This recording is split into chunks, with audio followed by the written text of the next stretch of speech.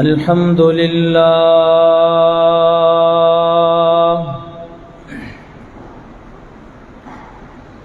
الحمد لله وكفى وسلام على عباده الذين اصطفى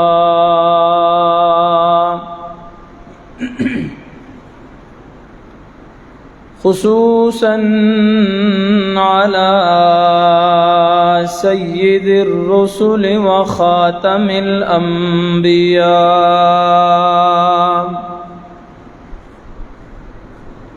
وعلى آله وأصحابه الأتقياء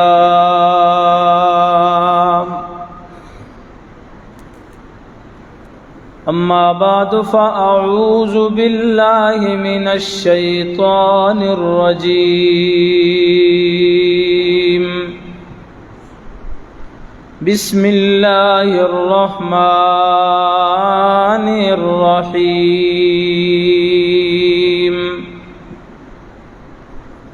النبي أولى بالمؤمنين من أنفسهم وأزواجه أمهاتهم قال تبارك وتعالى في مقام آخر يا نساء النبي لستن كأحد من النساء صدقت يا رب العالمين إن الله وملائكته يصلون على النبي يا أيها الذين آمنوا صلوا عليه وسلموا تسليما اللهم صل على سيدنا ومولانا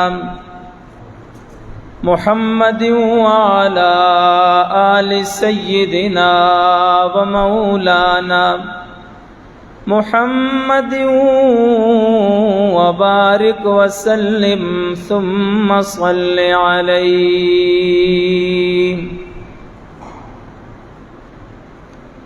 انتہائی قابل صد احترام میرے دوستو، میرے بزرگوں، آج رمضان المبارک کی 13 تاریخ ہے. رمضان المبارک کی 10 تاریخ کو، 10ویں رمضان المبارک کو حضور اکرم صلی اللہ علیہ وسلم کی سب سے پہلی بیوی ام المومنین حضرت طیبہ طاہرہ خدیجۃ الکبریٰ رضی اللہ تعالی عنہا کا یوم وفات ہے، اور 17 رمضان المبارک کو حضور نبی کریم صلی اللہ علیہ وسلم کی بیوی ام المومنین حضرت طیبہ طاہرہ صدیقہ بنت صدیق حضرت عائشہ صدیقہ رضی اللہ تعالی عنہا کا یوم وفات ہے.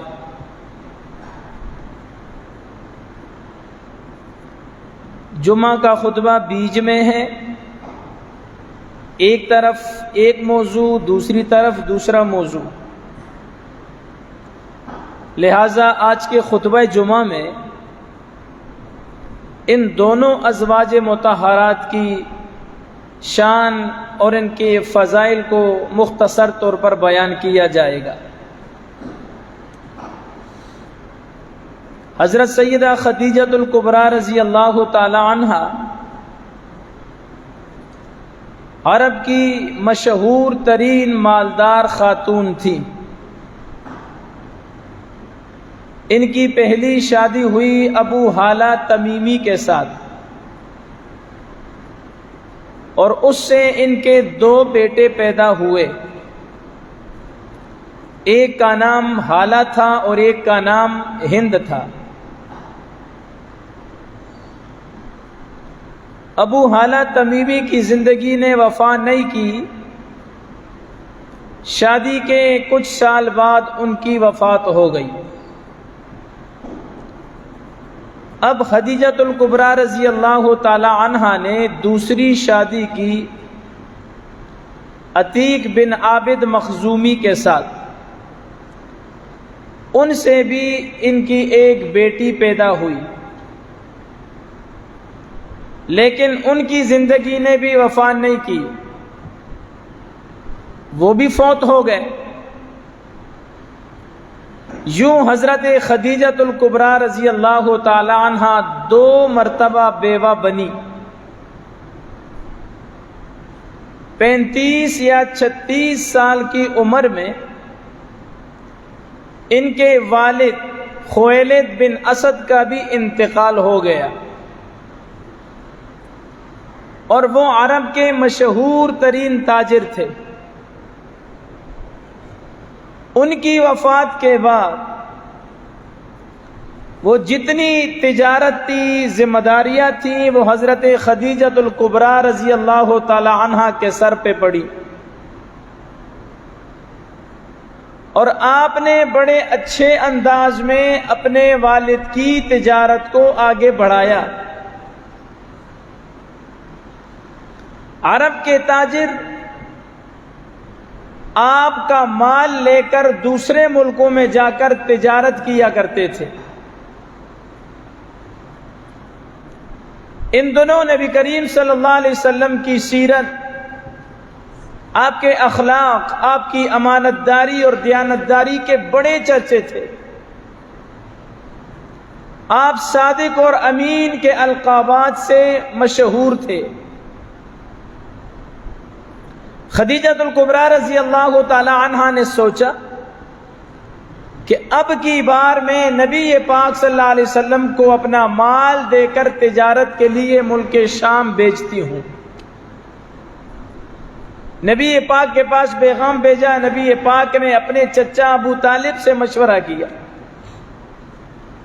تو انہوں نے کہا بھتیجے اچھی بات ہے، کیونکہ میرے حالات ڈاؤن ہیں، کمزور ہیں، اگر آپ خدیجہ کا مال لے کر تجارت کے لیے جاتے ہیں تو اچھی بات ہے۔ نبی کریم صلی اللہ علیہ وسلم حضرت خدیجہ کا مال لے کر ایک تجارتی قافلے میں شامل ہو کر ملک شام روانہ ہونے لگے۔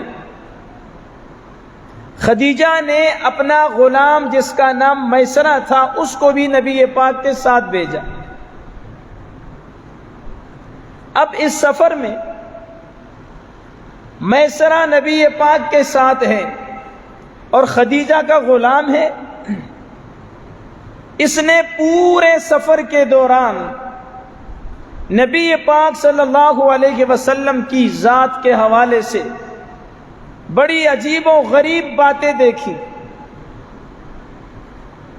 خارق عادت باتیں دیکھی، بڑے انوارات و برکات دیکھے،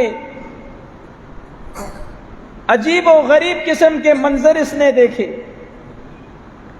اور نبی پاک جب واپس آئے ملک شام سے تو دگنا تگنا نفع کما کے لائے۔ اب حضرت خدیجہ رضی اللہ تعالی عنہا نے جب وہ نفع دیکھا تو وہ بڑی متاثر ہوئی، اور پھر اوپر سے حضرت میسرہ نے بھی نبی پاک کی وہ ساری باتیں بتلا دی۔ وہ جو منظر انہوں نے دیکھے تھے وہ سارے بتلا دیے۔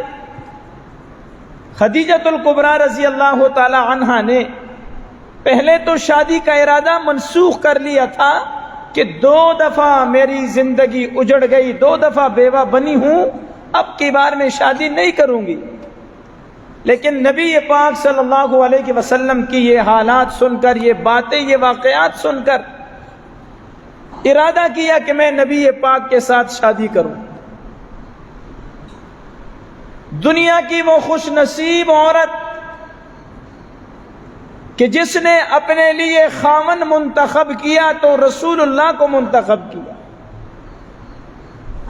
کسی عورت کی خواہش ہوتی کہ میرا خاوند ڈی سی ہو، کسی کی خواہش ہوتی کہ میرا خاوند کمشنر ہو، کوئی سوچتی کہ میرا خاوند وزیر اعظم ہو، صدر مملکت ہو، لینڈ لارڈ ہو، امیر ترین ہو.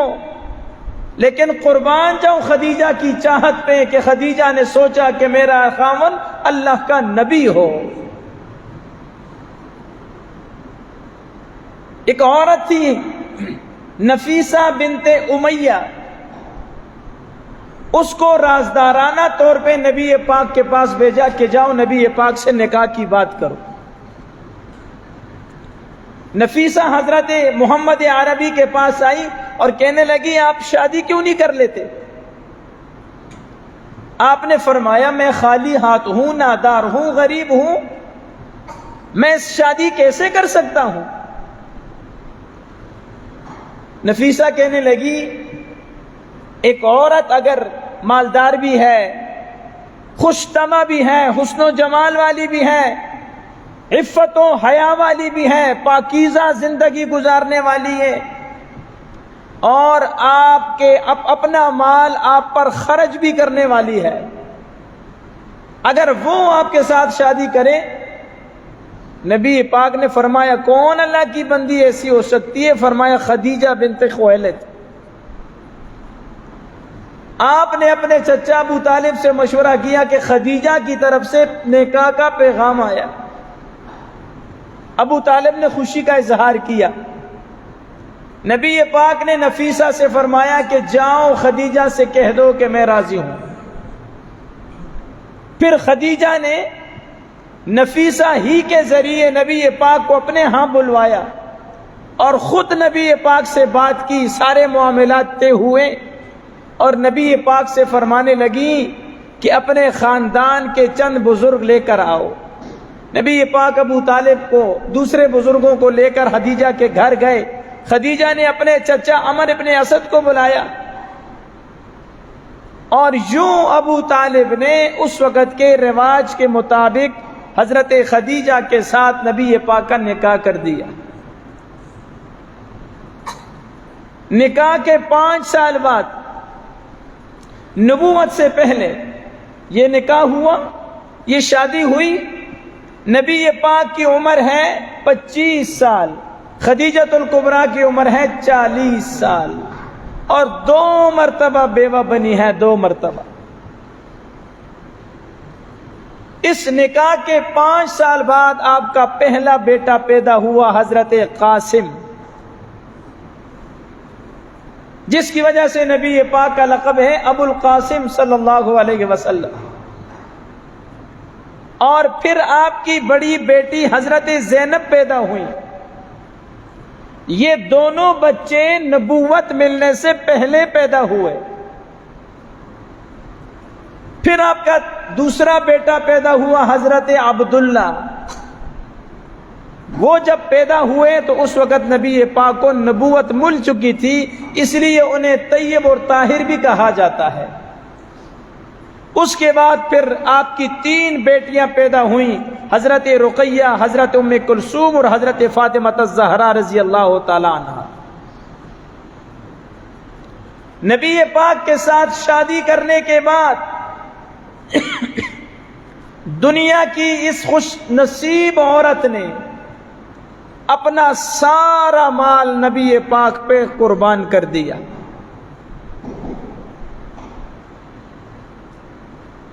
آپ کے بڑے فضائل ہیں. حدیث پاک میں آتا ہے نبی پاک کے پاس حضرت جبریل تشریف لائے، فرمانے لگے اللہ کے رسول ابھی تھوڑی دیر میں خدیجہ آنے لگی ہیں آپ کے پاس.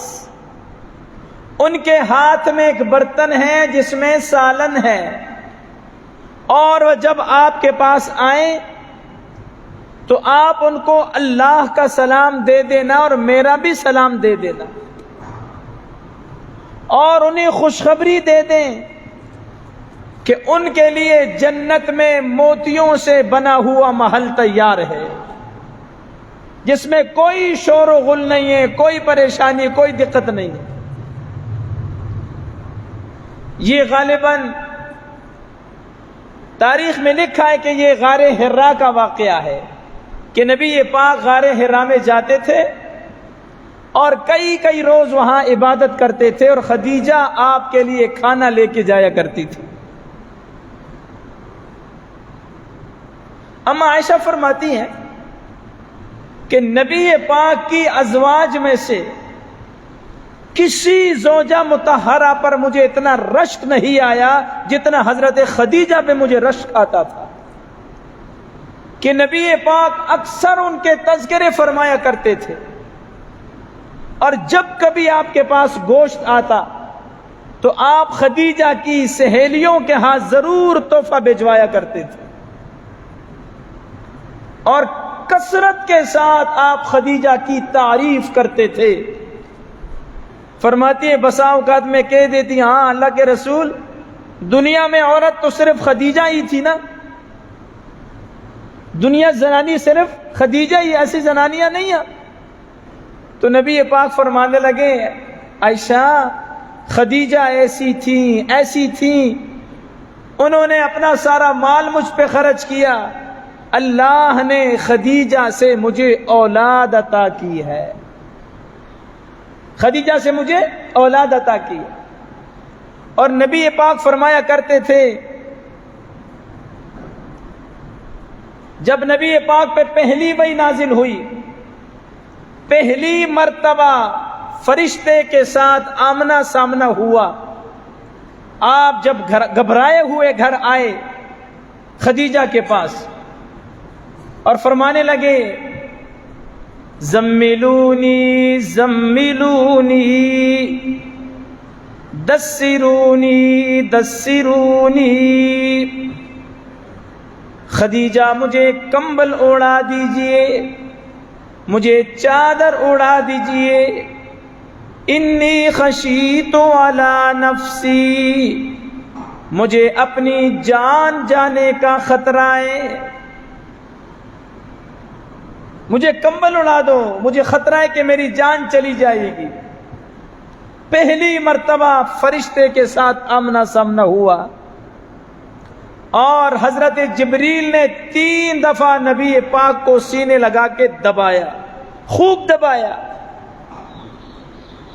حضرت خدیجہ الکبریٰ رضی اللہ تعالی عنہا، دنیا کی وہ خوش نصیب عورت، نبی پاک پہ کمبل اڑاتی ہیں اور سرہانے بیٹھ کے تسلی دیتی ہیں۔ ایسی تسلی دی نبی پاک فرمایا کرتے تھے اس مشکل ترین وقت میں ساری دنیا مجھے تسلی دیتی، مجھے وہ تسلی نہ ملتی جو خدیجہ کے ان جملوں نے مجھے تسلی بخشی ہے، جو میری ڈھارس باندھی ہیں۔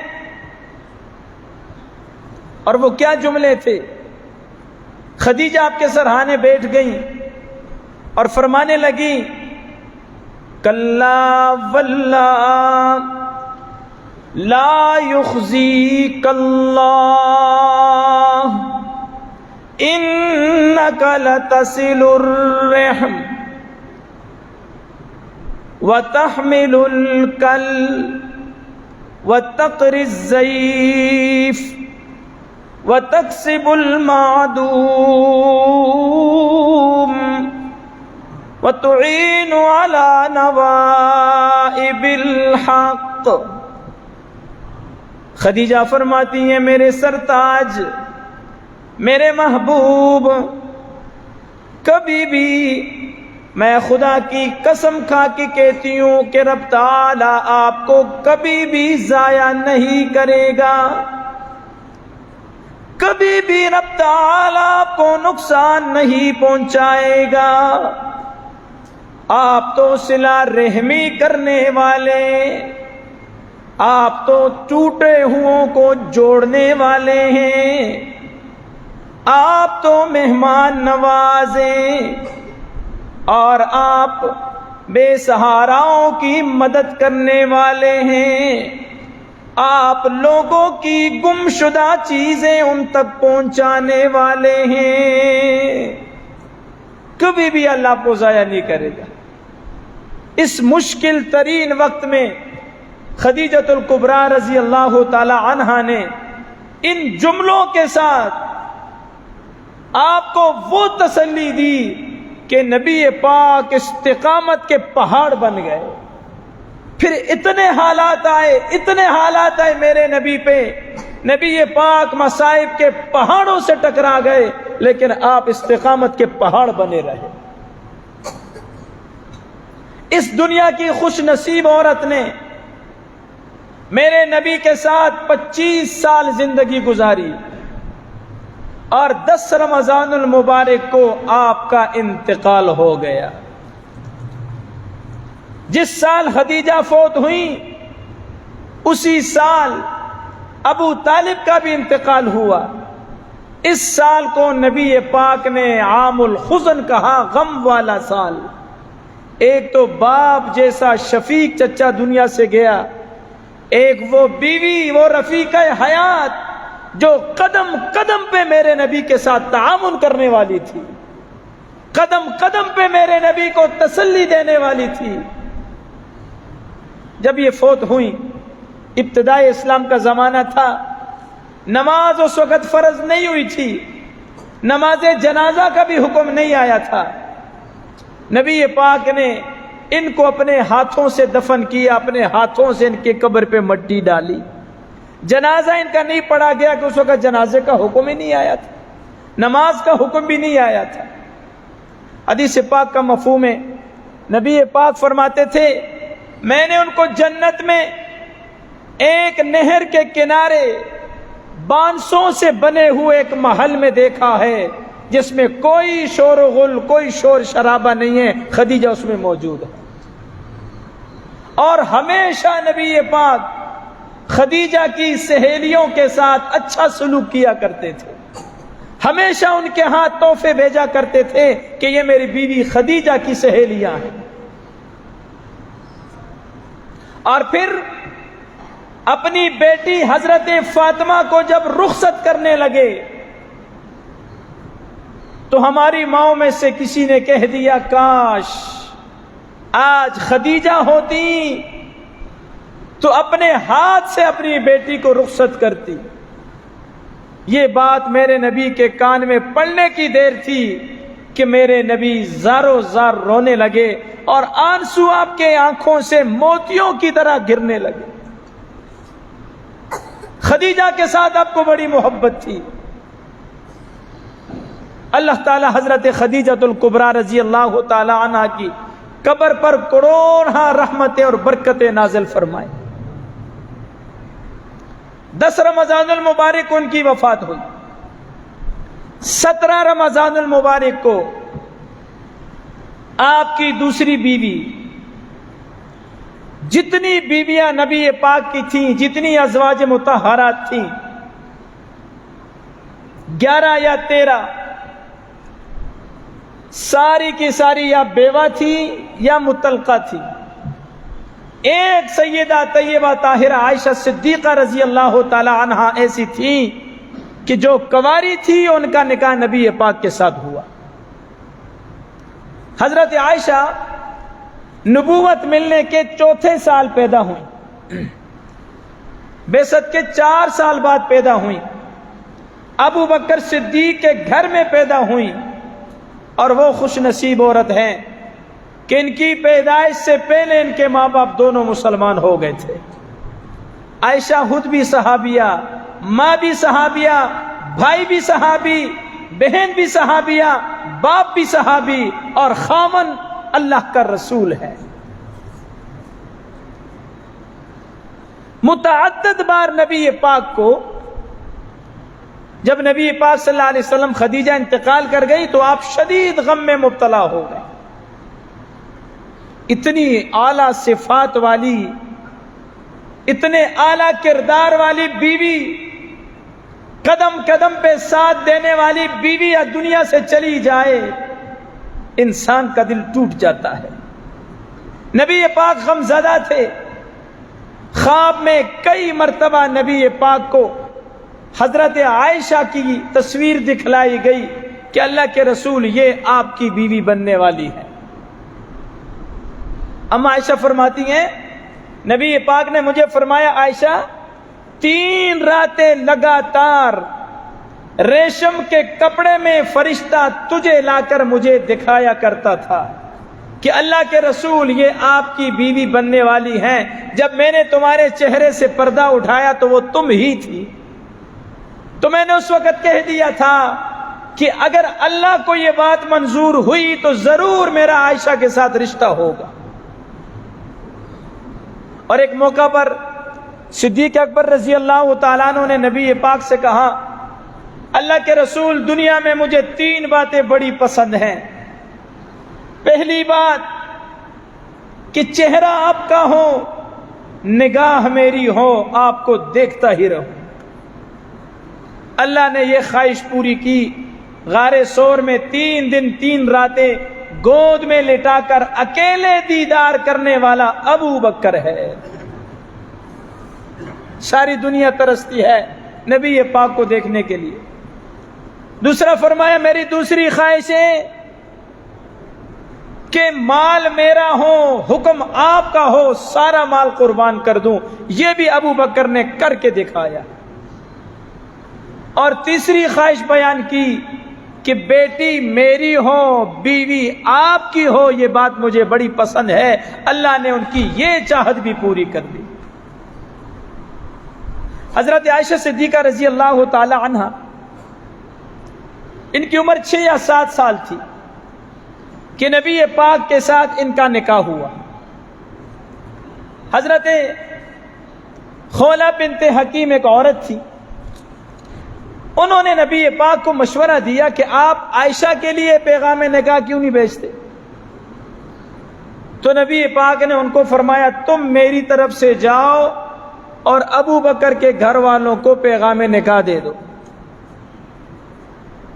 خولہ بنت حکیم جب ابو بکر صدیق کے گھر میں آئیں تو ابو بکر صدیق موقع پر موجود نہیں تھے.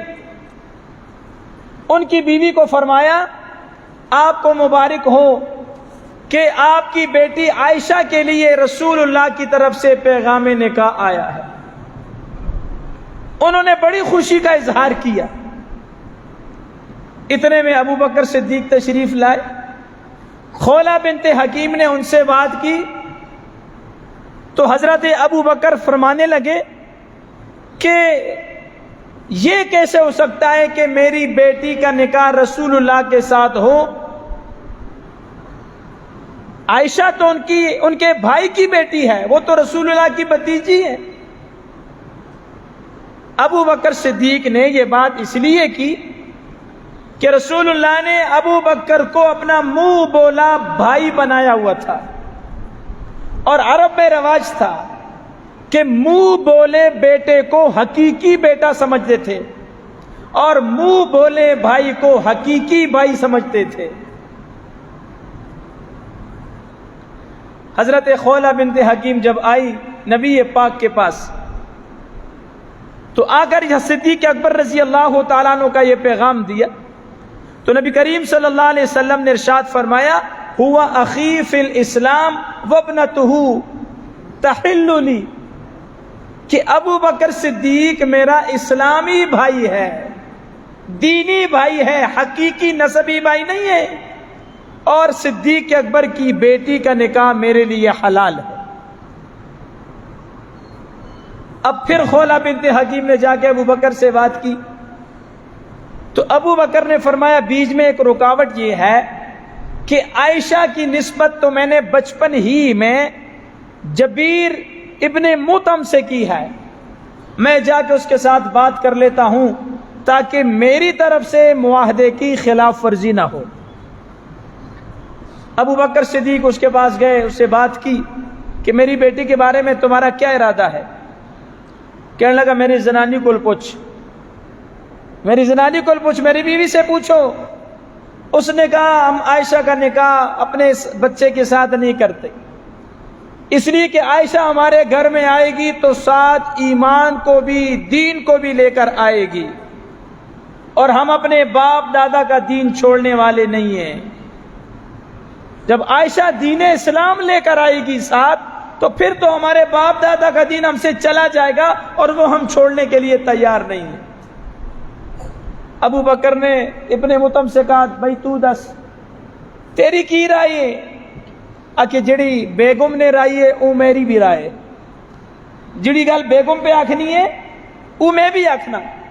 ابو بکر صدیق نے فرمایا ٹھیک ہے۔ آپ واپس آئے، خولہ بنت حکیم سے فرمایا جاؤ نبی پاک کو بلوا لو۔ نبی پاک آئے اور حضرت عائشہ کے ساتھ نبی پاک کا نکاح ہو گیا۔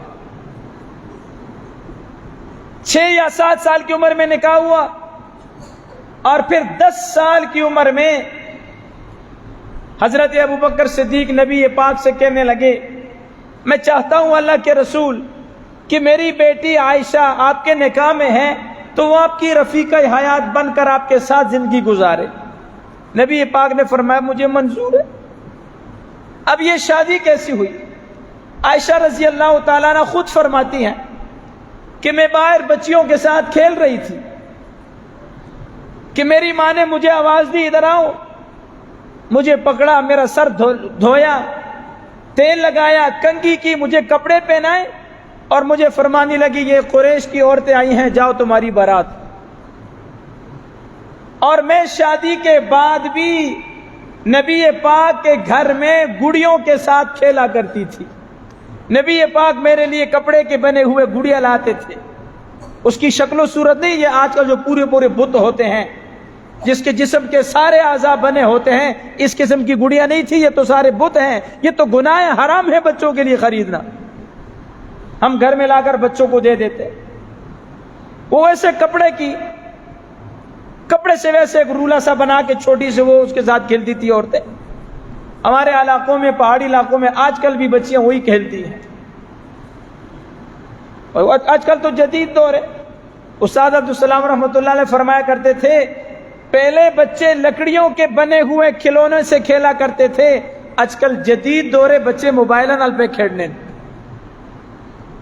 چھوٹا بچہ اگر موبائل کا لاک کھول لے، کوئی فنکشن نکال لے، باپ ہنس کے کہتا ہے دیکھیں میرا پتر کتنا سیانا ہے، ماں بھی نہیں پتا تو میرے پتر پتہ ہی جی، فخر کرتا ہے، اس کے اوپر فخر کرتا ہے کہ میرے بیٹے نے موبائل آن کر لیا جی، فلاں اس نے پروگرام نکال لیا جی، اس موبائل نے تیرے بیٹے کا بیڑا غرق کر دیا، تجھے پتہ ہی نہیں تیرا بیٹا کہاں جا رہا ہے۔ نبی پاک کے ساتھ حضرت عائشہ کی شادی ہوئی۔ اب ان کے کمالات، نبی پاک صلی اللہ علیہ وسلم فرماتے تھے، حدیث پاک کا مفہوم ہے، اس دنیا کی عورتوں میں بہترین عورت مریم بنت عمران تھی، حضرت عیسیٰ علیہ السلام کی والدہ، اور اس دنیا کی عورتوں میں بہترین عورت خدیجۃ الکبریٰ ہے، یعنی اس زمانے میں بہترین عورت مریم اور اس زمانے میں بہترین عورت حضرت خدیجہ۔ اور فرمایا عائشہ کی مثال تو عورتوں پر ایسی ہے، عائشہ کی فضیلت عورتوں پر ایسی ہے کہ جیسے کھانوں پر سرید کی فضیلت، سرید شوربے میں گوشت کا شوربہ ہو، اس میں چوری بنانا، یہ عرب میں خاص قسم کا کھانا ہوتا تھا، اور یہ سرید بنانا یہ میرے نبی کی سنت ہے۔ سادے پانی میں بھی چوری بنا کر اوپر نمک چھڑک دو، خدا کی قسم اس کا اپنا ہی مزہ ہوتا ہے، سنت کا اپنا مزہ ہوتا ہے۔ کھانے جتنے بھی ٹیسٹی بن جائیں لیکن آپ سادے سے شوربے والے سالن میں چوری بنا کے کھائیں، نبی کی سنت سمجھ کے کھائیں، آپ کو مزہ آ جائے گا۔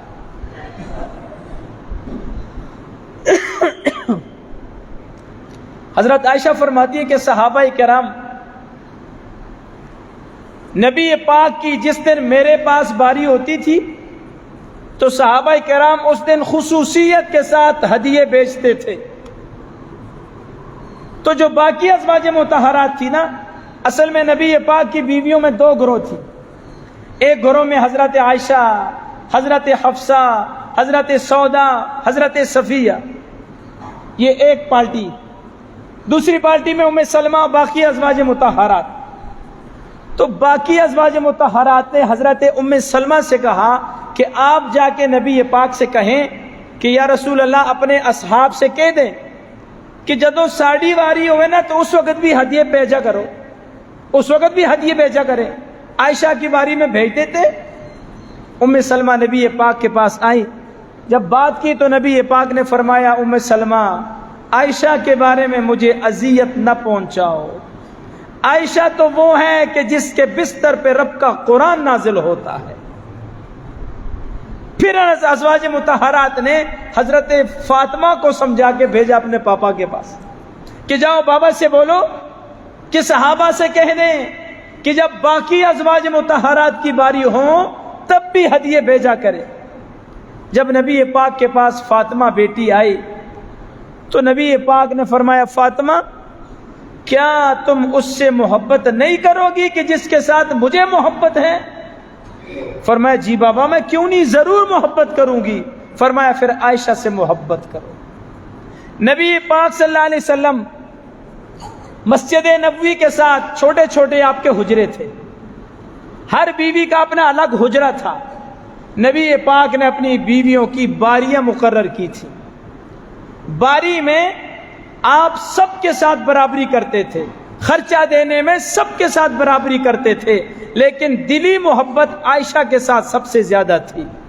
آپ دعا فرمایا کرتے تھے باری تعالی جو کچھ میرے اختیار میں ہے، جو کچھ میرے بس میں ہے، ظاہری برابری میں سب کے ساتھ کرتا ہوں، خرچہ سب کو برابر دیتا ہوں، باری باری سب کے پاس میں جاتا ہوں، لیکن یا اللہ جو چیز میرے اختیار میں نہیں ہے اس پر میری گرفت نہ کرنا کہ میری دلی محبت، قلبی محبت عائشہ کے ساتھ زیادہ ہے۔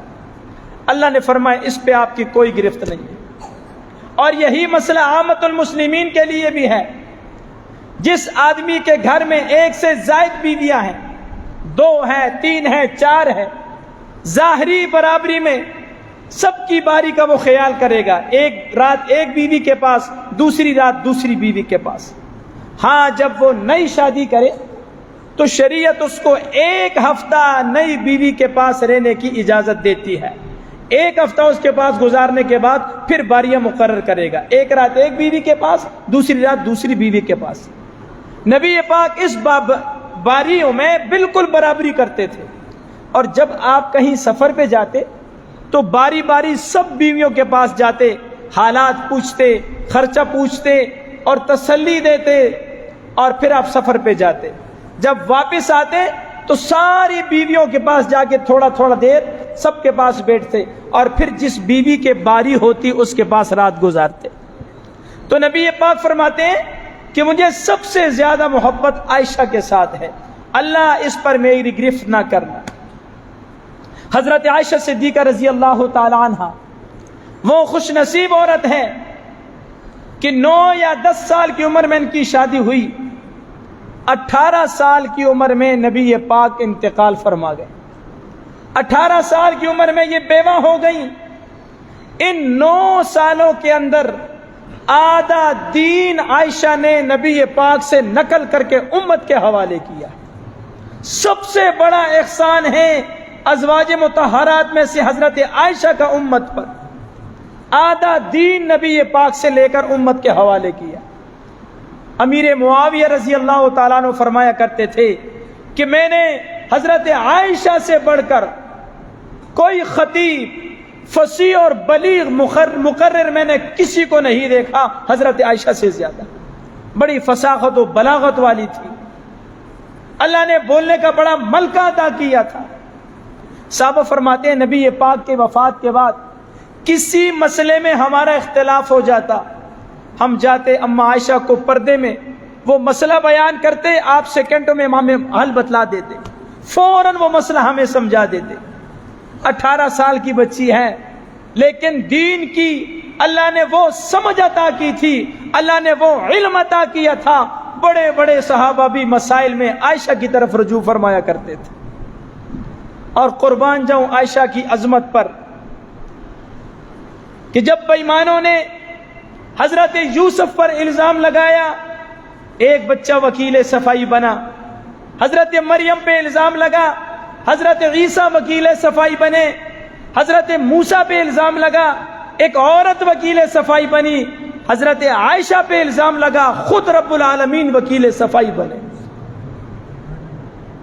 عطا اللہ شاہ بخاری رحمۃ اللہ علیہ فرمایا کرتے تھے عائشہ میری وہ ماں ہے کہ جب اس کے کردار کو چیلنج کیا گیا، اس پر الزام لگایا، تو اللہ کو بھی عدالت کے کٹہرے میں آنا پڑا۔ خود رب العالمین نے گواہی دی، سورۃ النور اللہ نے نازل کی اور کہہ دیا سبحانک ھذا بہتان عظیم۔ یہ بہت بڑا الزام ہے جو منافقین نے حضرت عائشہ پہ لگایا ہے۔ 1 مہینے تک نبی پاک پریشان رہے۔ اب وہ ایک تفصیلی واقعہ ہے، میں اس میں نہیں جانا چاہتا، لیکن یہ عائشہ کی فضیلت ہے۔ قیامت کی صبح تک جب بھی مومن قرآن کریم کی تلاوت کرے گا، عائشہ کی صفائی کو بیان کرتا چلا جائے گا۔ قیامت کی صبح تک قرآن باقی، رب کا فرمان باقی، رب کا کلام باقی، عائشہ کی شان باقی۔ کسی صاحب نظر نے کیا کہا؟ کہتا ہے آدائے رسالت نے جو الزام لگایا، آدائے رسالت کے دشمنوں نے، نبی کے دشمنوں نے تجھ پہ جو الزام لگایا۔ سمجھ آ رہی بات میری؟ آدائے رسالت نے جو بہتان لگایا، خالق نے تجھے اس سے بری کر کے دکھایا۔ خالق نے خود حضرت عائشہ کی پاکی بیان کی۔ رتبہ تیرا اللہ نے یوں جگ میں بڑھایا، ناموس پیغمبر تجھے مولا نے بنایا۔ حضرت عائشہ کو اللہ نے نبی کی عزت بنایا، نبی کی ناموس بنایا۔ عائشہ کو ناموس رسالت تجھے مولا نے بنایا۔ اور سورہ نور تیری شان میں اتری۔ سورہ نور 18ویں پارے کی سورت ہے۔ سورہ نور تیری شان میں اتری، تطہیر کی آیت تیرے برہان میں اتری۔ اور جو تیرا مخالف ہیں وہ بدبخت و شقی ہے۔ دنیا کے بدبخت ترین ہیں وہ لوگ جن کی زبانیں عائشہ کے خلاف چلتی ہیں، جو صبح و شام عائشہ پہ بونکتے ہیں، کائنات کے کالے بدترین کافر ہیں۔ جو تیرے مخالف ہیں بدبخت و شقی ہیں، حاسد تیرا عرفان و صداقت سے تہی ہے۔ رتبہ ہے بڑا تیرا، تیری شان بڑی ہے۔ اے مادر امت میرا ایمان یہی ہے، میرا ایمان یہی ہے کہ تیرا رتبہ بھی بہت بڑا ہے، تیری شان بھی بہت بڑی ہے۔ اور آخر میں بڑی پیاری بات کر گیا، کہتا ہے حجرا تیرا آرام گھر سرورے دی ہیں۔ تیرا حجرا نبی پاک کا آرام گاہ ہے۔ آج بھی نبی پاک حجرہ عائشہ میں آرام فرمائیں، ساتھ میں ابو بکر بھی ہیں، عمر بھی ہیں۔ اور نبی پاک نے فرمایا ما بین بیتی و منبری روضۃ من ریاض الجنہ، میری منبر اور میرے حجرے کے درمیان جو جگہ ہے یہ جنت کے باغوں میں سے باغ ہیں۔ اور میرا ایمان ہے جہاں میرے نبی مدفون ہے وہ زمین کا ٹکڑا جنت کے ٹکڑوں سے عرش معلی سے بھی اعلیٰ ہے، جہاں دن رات ہر آن ہر گھڑی اللہ کی رحمتیں برستی ہیں۔ حجرات تیرا آرام گھر سروریں دی ہیں، یوں عرش سے بڑھ کر تیرے حجرے کی زمین ہے۔ کتنی بڑی فضیلت ہے کہ حجرہ عائشہ عرش معلیٰ سے بھی بڑھ کر ہے، آج بھی نبی پاک وہاں مدفون ہے۔ 17 رمضان المبارک کو سیدہ طیبہ طاہرہ ساجدہ عاتقہ زاہدہ صدیقہ حضرت عائشہ رضی اللہ تعالی عنہا کا یوم وفات ہے۔ اس دنیا فانی سے کوچ کر گئی۔ کائنات کی یہ خوش نصیب عورت کہ ایک مرتبہ نبی پاک نے فرمایا، ام عائشہ فرماتی ہیں نبی پاک مجھے فرمانے لگے، عائشہ وہ سامنے دیکھو جبریل کھڑا ہے اور تجھے اللہ کا سلام عرض کر رہا ہے۔ تو میں نے کہا اللہ کے رسول علیہ السلام ورحمت اللہ، جبریل پر بھی سلامتی ہو اور اللہ کی رحمتیں ہوں۔ اور فرمایا نبی پاک وہ دیکھ رہے تھے جو میں نہیں دیکھ رہی تھی، کہ جبریل نبی کو نظر آ رہے تھے لیکن مجھے نظر نہیں آ رہے تھے، لیکن نبی پاک مجھے فرما رہے عائشہ جبریل کھڑا ہے تجھے سلام دے رہا ہے۔ عائشہ کو رب کا سلام آیا، عائشہ کے باپ کو رب کا سلام آیا، عائشہ کے خامن نبی پاک کو رب کا سلام آیا، عائشہ کے بستر پہ قرآن نازل ہوا، عائشہ کے حجرے کو اللہ نے روضہ رسول بنایا، رحمتوں کا برکتوں کا مرکز بنایا۔ سلام ہو حضرت عائشہ کی عظمت پر۔ تو ہے خاتون جنت کی ماں عائشہ، خاتون جنت فاطمہ، تو ہے خاتون جنت کی ماں عائشہ، اور دنیا میں تجھ سے کہاں عائشہ۔ اللہ حضرت عائشہ، حضرت خدیجۃ الکبریٰ رضی اللہ تعالی عنہا سمیت ہماری تمام ازواج، ہماری تمام ماؤں، نبی پاک کی تمام ازواج مطہرات کی قبور پر اللہ اربوں کھربوں کروڑوں نعمتیں برکتیں رحمتیں نازل فرمائے۔ اللہ ہماری بیویوں کو، ہماری بچیوں کو، ہماری مستورات کو اللہ ان حضرات، ان صحابیات کی سیرتوں پہ چلنے کی توفیق نصیب فرمائے۔ وآخر دعوانا الحمدللہ رب العالمین۔